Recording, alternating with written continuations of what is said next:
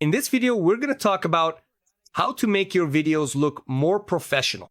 Every content creator deep down wants their work to be watched by as many people as possible, right?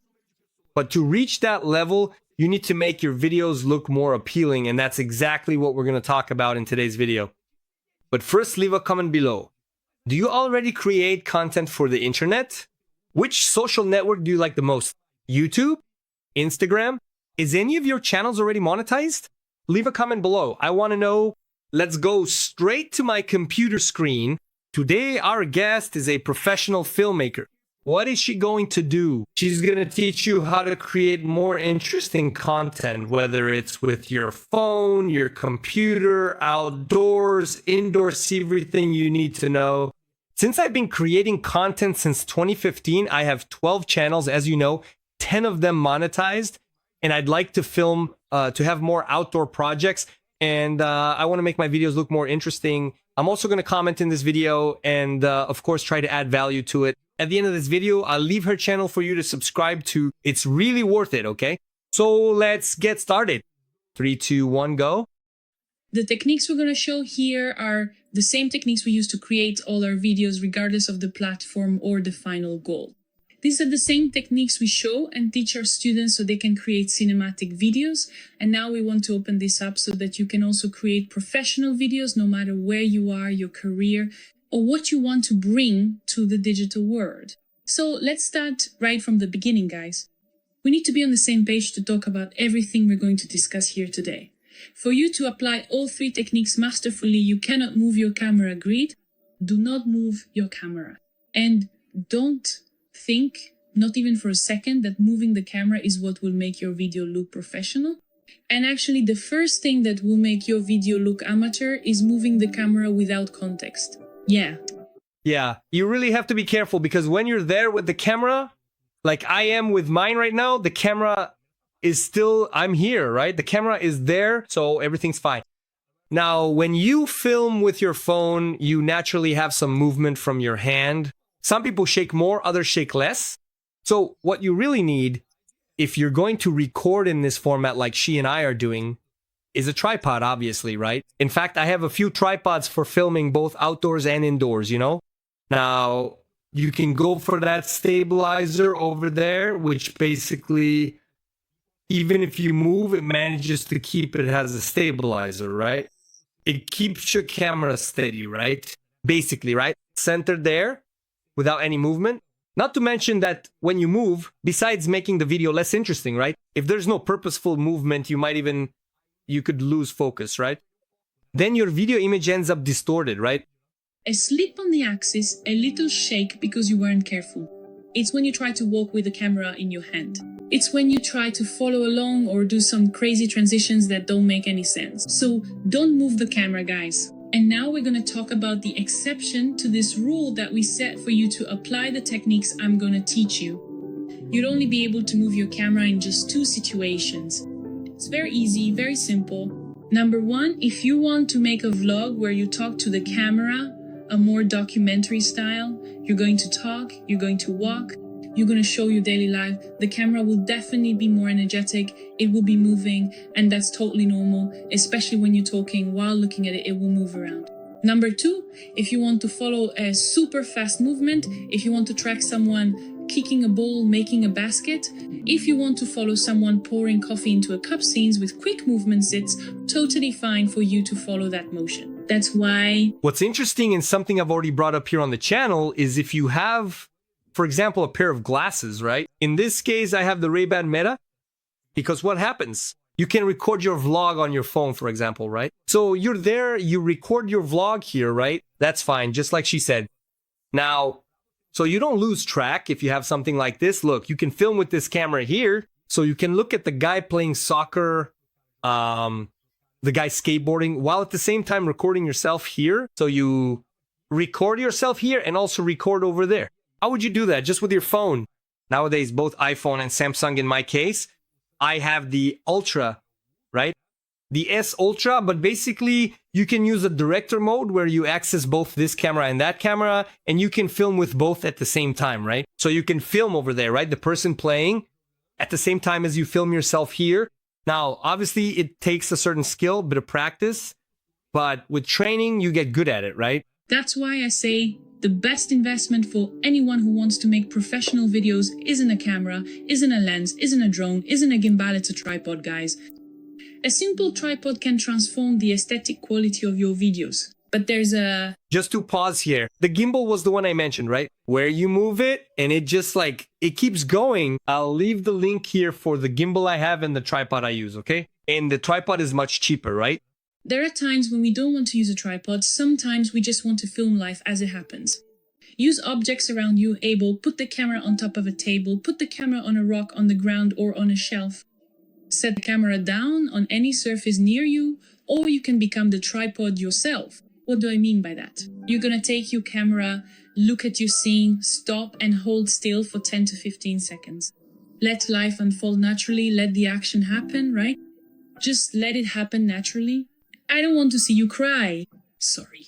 Don't panic, don't try to find me. No, don't make any sudden movements. Life speaks for itself. Hold the camera for 10 to 15 seconds and stop. That's it. Want to shoot another scene? Go ahead, hurry, get another shot. Stop 15 to 10 seconds. Trust me. And only after you have thoroughly mastered the 3 essential techniques I'm still going to discuss in detail, then yes, we will certainly talk about the intricacies of camera movement.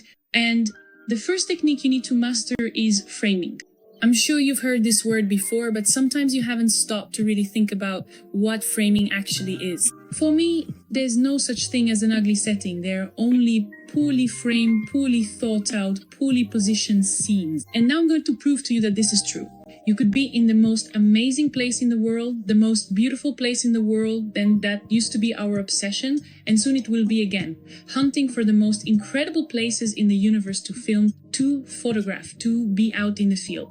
Look, framing, for example, she's right here in the middle, and she's probably going to talk about the angles here, about the frames, right? About the rule of thirds and so on. But for example, imagine if she were over here, right? You see here, the mouse pointer is behind me, right? Imagine if she were in the corner here, for example, right? If the car were here and she were in the corner, half of her, or up here, it would look kind of weird. You can see she's in the center here, right? There are some rules of thirds. She'll probably mention them, but you have to be well framed for it to make sense, right? Experiencing nature and using our camera to capture this moment forever. You could be in this place and it won't matter if you don't know how to frame a waterfall like a volcano in Indonesia, a wonderful island in Chile, or a super aesthetic cafe in Bali. None of that matters if you don't know how to position your camera, frame your shot, so that the scene speaks for itself, so that everything becomes even more powerful. A beautiful place on its own is not enough.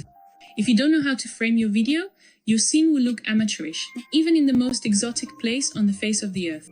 In the same way, guys, a simple scene waking up, getting dressed, making coffee, frying an egg, your daily routine that you might think is boring and uninteresting, if you know how to frame these everyday moments in life that have huge potential to connect. If you know how to frame them, that scene can be just as cinematic as a waterfall cascading in front of a volcano. Think of framing as your decision about what will be inside the little rectangle of your camera that you're seeing or your phone in, what will be left out of it. Because you might have a beautiful shot right here, but if you turn just a little to the side, suddenly a trash can appears, or I don't know, an ugly lens flare, or a curtain you didn't like, or a cabinet you don't like. A tourist might walk into your shot, a slight repositioning, crouching down or standing up, stepping out of your comfort zone, out of your usual height. Yeah, for example, she's in this shot here, but we don't know what's on this left side, for instance, right? There could be something uninteresting over here. Same thing here. Sometimes there's already a bit of a mess here, you know? She intentionally placed herself right here, and at the very same time, she skillfully blurred the entire background so that she could truly stand out prominently in the foreground. In my case, I prefer not to blur the background because I'm always in a different setting, always in a different background. I use chroma key a lot, but when I'm in my office without using the chroma key, then I use this blurring feature. Why? To give prominence, right? To the person in front, you know? Anyway. It helps you frame your scene better so that this shot here looks nice. If I open up my lens for you to see the mess that's over here on the side, because... See, I just told you, didn't I, you know? My room, even though it's a studio setup for recording, is still small. I still have to remove or reposition some things so that this framing you're watching right now is pleasant for you, the viewer. So framing is the decision about what will be inside your shot and what will be left out of it. One of the biggest framing mistakes I see a lot of people make is going wide shot, wide lens, putting everything in your frame. But when you show everything, you're actually showing nothing.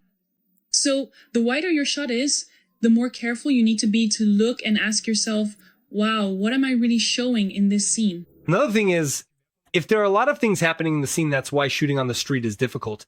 And it's good to have that blur effect because you're walking.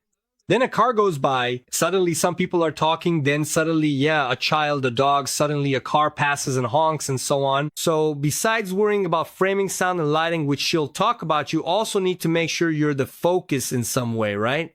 Like avoid having any confusion or distractions in the background that might make people stop paying attention to you and start focusing on something else, And whether we like it or not, the internet is a game of attention, right? You want to capture the person's attention, right?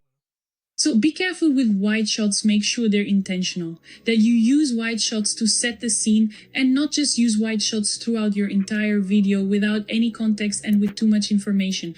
That always distracts the viewer. A good framing will always prioritize the most important information in the shot, which most of the time is a person, an object if you're showing some detail, or an animal, and it doesn't really go beyond that. So whenever you're framing a scene, always think about the setting, the background, what can you remove? Again, a trash can, a pink cloth thrown back there, a shirt tossed in the closet, a blue water bottle that has nothing to do with this aesthetic here. So always think about what you can remove.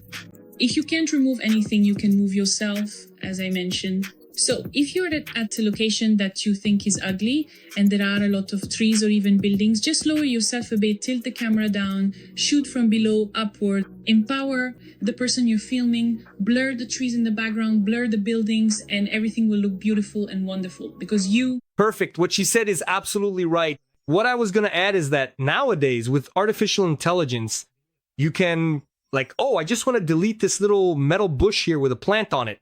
I even have it over there. I'm not going to get it now, but it's exactly this one. Let's suppose I just want to remove this here, or for some reason I accidentally left something here. Today, with artificial intelligence, both in photos and videos, you can erase just this part here. It's really interesting. You had the intention to showcase, to empower the environment you were in. So just having a tree behind your character already helps a lot because the blur from the trees in the background looks beautiful and amazing. When it's not a tree, you can use the sky itself, position your camera a little lower, stand in front of it and talk to your audience.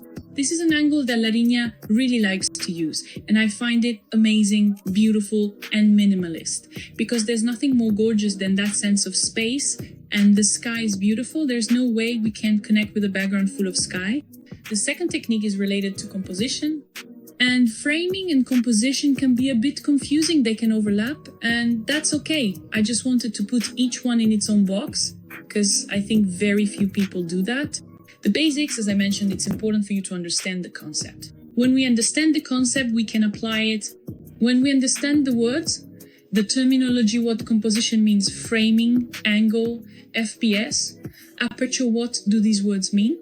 It makes all the difference when your brain synthesizes an idea, passes it to your eyes, then to your camera, to your lens, and later transforms it in editing into your final video.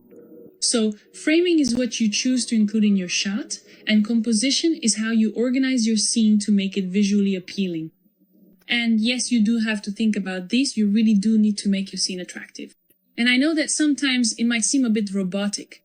Wow, do I really have to think about so many things? If you keep this in mind for a while and are careful sometimes before hitting REC, just think for a moment, just 20 seconds beforehand. Just pause and think it already makes a big difference before you start recording. Because when... It's the logic of setting up your scene, right? Because one thing is framing, so she framed it here, left it kind of diagonal, right? So you notice it's not like, well, not even like I am here, right? Which is a rectangle, right? Basically, she's kind of sideways, right? She's at an angle. It's as if she's like, you can see the table is kind of turned here, right? It's not exactly a square, right? She could have centered herself, but if she had, part of the wall would show, we'd be able to see over there. So it's fine. She framed it this way. But then the composition is how she set up the scene, right? What she wanted to show within this framing, right? So she removed some things and added others. So what was the organization, the composition of the elements within the frame? That's what she's talking about. But the more you do this, the more it becomes automatic, and soon you won't even think about composition, framing, FPS, aperture, or shutter speed anymore. You start focusing more on what really matters, which I think is about 70% of the video, the content, what you're going to say to the camera, your script, your storytelling, turning what you're experiencing into a story. That's what we should be using our brains for. That's my mission, guys, to make everything automatic. The more automatic video creation becomes, the more your personality shines in front of the camera, the more ideas you have, the more things you can accomplish, the easier it gets. You just pick it up, turn it on, record, and it looks great, well framed, with a professional composition, even though you didn't even intend it that way. Actually, you did. You're just on autopilot, it's second nature. It's like Michael Jordan. I'm sure that if he closed his eyes, the basket would still be there, and he'd make the shot. He'd hit 7 out of 10. These are extremely skilled people because they've turned that skill into second nature, just like Steve Jobs turned design into his second nature. And that's exactly what I want to talk to you about. Think about it. Composition is in everything. In design, when someone has to create a piece of artwork, they need to arrange the elements in an attractive way so that people can read the information smoothly, so the message gets across, so the banner stands out among so much other noise out there. Design matters. Design is everywhere. In video, in composition, in art, even on a chef's plate when presenting a dish, there's design, there's composition. When you're putting together a sushi plate, that's the experience, right? When you go to eat sushi and the chef brings it out, everything is perfectly arranged, everything looks nice, all thoughtfully put together to be pleasing for whoever's going to eat it. Yeah, the composition of the sushi boat for sure. You go to different restaurants, and if the sushi boat is arranged more beautifully, it makes you want to eat it even more. It makes perfect sense. When you're on iFood looking at those photos, or you go to a fancier restaurant and see how the dish is prepared, although I do think there's that inverse relationship. The fancier and prettier the dish, and the fancier the restaurant, the less food you actually get. Have you ever experienced that? Leave a comment below, okay? That's the impression I get. But really, when the dish looks good, when the sushi boat is nicely arranged, everything definitely tastes better, right? So it's an experience, a visual experience that gradually turns into a complete sensory experience. All of that matters. Sight comes first, we see, and then we take it all in. Especially in our Brazilian culture, it's like, let me see it with my hands. So your video needs to convey that feeling like, I want to see it with my hands. I want to touch this scene. Wow, it looks so beautiful. Let me feel it with my hands. Let me check this out. Let me appreciate it. That's the difference a well-framed video with thoughtful and attractive composition makes. Steve Jobs did this with Apple. After all, Apple is known for its designs. Everything is very strategically planned. Look, let me just go back here, folks. Forgive me. But where did she put the camera here? She put it inside the cart, unless there's someone in there, right? But let's assume you can't have a person there. So she put the camera inside the cart, and then it has to be kind of turned that way, right? So she needs to have a little tripod there, a little stand, right? For example, here, look, let's take this little stand here, maybe. See? So the person goes there, puts a little stand like this, or maybe has a stand like this, you know, like one like this. See? It has an angle like this, and so on. I have a few others here, some other little gadgets, but she used some trick to get this nice angle here, right? And attractive. Steve Jobs did this with Apple. After all, Apple is known for its designs. Everything is very strategic, well thought out, rounded. The spacing is very well thought out, the keys, the minimalist Apple website, everything is designed. What Steve Jobs? Yeah, today the Apple experience is pretty lousy when it comes to events, right? Because now it's all chroma key. It's not that stage event anymore, that live energy. It's all scripted, all instead recorded even, right? It's not even live, right? Recorded. Apple's experience has really gone downhill, hasn't it? Let's be honest. Jobs at first studied design. He was a design student, so design breathed design. He really did revolutionize Apple's design.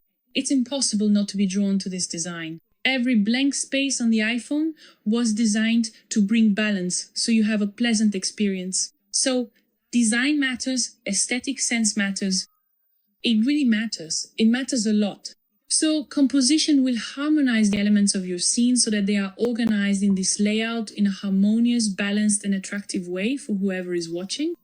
And there are several types of composition. You've probably heard of the famous rule of thirds, which works really well for horizontal shots, for example. If you imagine these 4 lines you're seeing here on the screen. So that's the one I mentioned, the rule of thirds. These are the most pleasing points to the human eye, the most symmetrical, scientifically proven.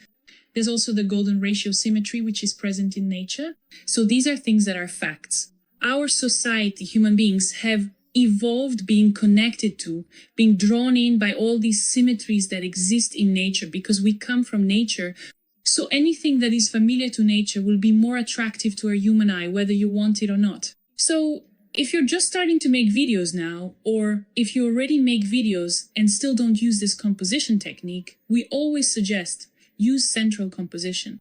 Central composition will never go wrong, never. Especially for vertical videos where... And another thing, guys, on any cell phone camera, if you look in the settings, you can enable that grid, right? The rule of thirds grid, you can put it on your screen. And then you can, for those who are just starting out and still can't, do it by eye, you can put it on your phone screen and then frame your shot. It looks really interesting. Our eyes are always drawn to the center of the screen. The screen is very small, so there's not much room to play around with composition or to organize the layout. Vertically, it's difficult. So the center of the screen is strategic, both for shooting horizontal videos and for shooting vertical videos. That's why... There's also something interesting. Nowadays, the top, most expensive cameras can even keep you in frame. So if you move to one side or the other, the camera moves as well. It's really wild, isn't it? You go to one side, the camera turns. You go to the other side, the camera turns, and you can actually stay in frame even if you accidentally move out of it. That's interesting too. That's always our suggestion for you. Got your camera? Keep it still. Frame your shot nicely and use a central composition. Just like I'm doing here, I'm in the center, so the subject in focus will be in the center no matter what your framing is. I'm here in the center, and we've always used the center a lot to create the compositions in our videos, mainly because we come from a guerrilla background, we were traveling, nomadic filmmakers, always with the camera in our backpack 24 hours a day, and we had to capture and record moments quickly and instantly. So our eye really developed from that, from a lot of practice, a lot of time, 24 hours, just grabbing the camera and pointing it. So we always aimed for the center, we never missed, aimed at the center. Look, I'm right in the middle here, and in the middle here, see, it's not on purpose, right? Sometimes I'm looking over there because there's a screen there, a screen there. I need to check if it's recording, if it's filming. It's happened before. It's already been 20, 30, 40 minutes recording, and then the audio had a little issue. It froze, so you have to keep an eye on it. But you see that I'm in the center here, and I'm in the center here too, right? Anyway. Automatically, you'll create symmetry and harmony. What imaginary guidelines are going to meet here? Look, especially at the vertex, when we film at the vertex, this line is already automatically going toward the center of my gaze. That already draws your eyes to me, which is where your attention should be. On meso, we can maintain this contact and connection. And of course, guys, not everything taken to the extreme is good, right? I'm not saying you should only use central compositions, but if you want to instantly improve your videos, I believe that central composition will help you a lot. But don't miss out on capturing something just because you couldn't frame it in the center. It's just a tip, a formula for you to build skill, train your brain, and gradually develop your own style and practice other types of composition. And now let's move on to the third technique, which I'm sure you've also heard about and is related to shot types. And it's these shot types that will answer that question. But what do I need to film to make a professional video, to make my videos more cinematic, professional, and beautiful? And again, less is more. Harry simplicity is here to make our lives easier. And you only need 3 types of shots to create amazing, professional, and elegant videos. Just 3, yes, 3, a wide shot, a medium shot, and a close-up. You don't need anything more than that. So you'll use a wide shot to set the scene and provide context for where your video is taking place. Is it in your house, in a cafe, at a waterfall, on a plane, at the airport, at your house? Where is it happening? The wide shot is always used to set the scene and provide context for your video. It's the first shot we take when we're creating a sequence of scenes. After the wide shot, we move to the medium shot, where you'll show the action, what's actually happening. Every video has an action, something happening, some kind of movement. Maybe you're making coffee, enjoying a waterfall, relaxing by the pool, flipping through a book, playing soccer, kicking a ball, and so on. The medium shot is going to show what action is taking place in the scene. And then we have the close-up, which will show the emotion of something, the details of what's happening.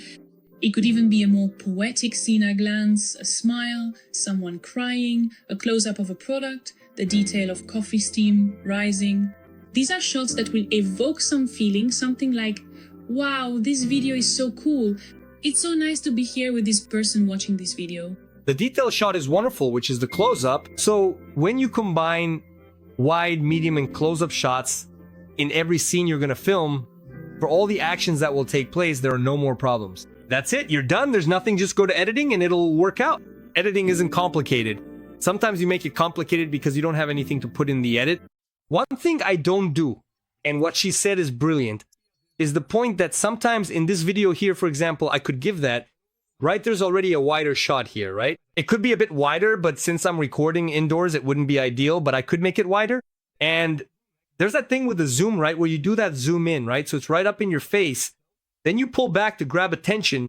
I think you could do that, right? Maybe I'd even set up another camera to the side to get a different angle, a closer shot, then a wider angle. I think that's interesting. This one stays wide, then a side zoom that's a bit closer. And of course, you can also do that zoom that's even closer in. Anyway, switching between the three, I think it's interesting. But comment below, did you like this type of video? Whether you like it or not, it's technology. Whether you like it or not, it's video editing. Whether you like it or not, it's monetization. After all, we make videos to monetize, to get financial return. Comment if you like this type of video so I can bring more. And I'll leave a playlist here for you to keep watching with me. Remember, this video doesn't end. Now it ends with us chatting in the comments. I just brought up a few topics here. Let's keep the conversation going in the comments. See you in those videos. See you soon.